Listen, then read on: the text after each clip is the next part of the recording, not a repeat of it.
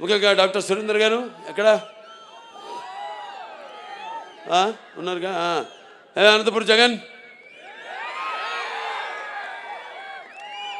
తర్వాత మన కొమ్మినేని వెంకటేశ్వరరావు ఎక్కడున్నాడు? కొమ్మినేని ఒక సైన్యం, ఇదొక సైన్యం.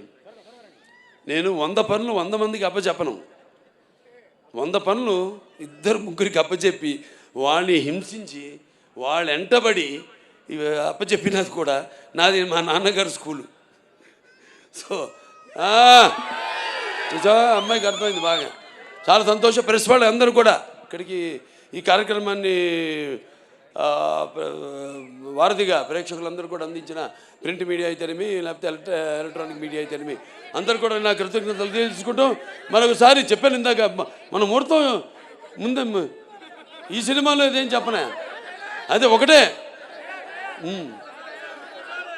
సో అందరూ కూడా నా కృతజ్ఞతలు తెలియజేసుకుంటూ నేను ఠాగూర్ నా ఫ్రెండ్, అతను కూడా ఠాగూర్ను కూడా థ్యాంక్స్ చెప్పుకోవాలి.